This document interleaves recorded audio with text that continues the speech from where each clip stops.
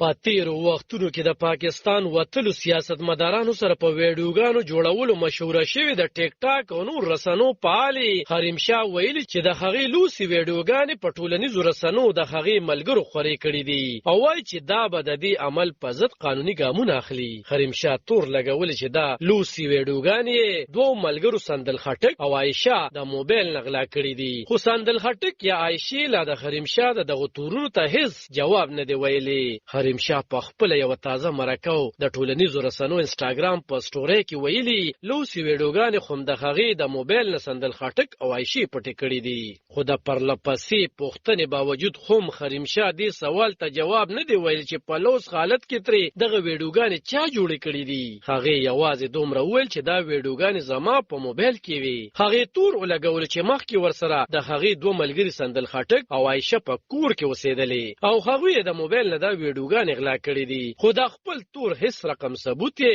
مخې ته نه دی راوړی. سندل خټک یا عایشې په سمدستي توګه د حریم شاه تورونو ته څه جواب نه دی ویلی او میډیا د سندل خټک سره د نظر معلومولو لپاره هغې سره تماس نیولو هڅه وکړه، خو دا هڅه کامیابه نه شوه. حریم شاه وایي چې د تیر یو کال راسي چې هغه واده شوې ده، نو خپل د تیر وخت ملګري سندل خټک او عایشې ورسره حسد پیل کړی دی او دې ته یې ګواښ هم کړی و چې ویډیوګانې به یې رسوا کوي. د خیبر پښتونخوا د منصیرې ضلعې د اوږې سیمې سره تعلق لرونکي 32 کلنې حریم شاه چې خپل نوم یې فیضا حسین دی په دې وروستو کې د پاکستان ګڼ شمېر مهم حکومتي او سیاسي مشران د هغوی په ویډیوګانو او غږیزو فون کالونو رسوا کړي او په ټولنیزو رسنو یې زیات شهرت موندلې. خو د تیر کال راسي چې د بلال شاه په نوم د کراچۍ یو ځوان سره د هغې واده شوی، نو نوموړي د پاکستان نه بهر په ترکیه کې ژوند کوي. په ټولنیزو رسنو د حریم شاه د لوسو ویډیوګانو مخې ته له راتلو وروستو د 9 چهارشنبې د هغې نوم په ټویټر ټاپ ټرند کې هم راغلی او ګڼو خلکو په دغه ټرند کې د حریم شاه په هکله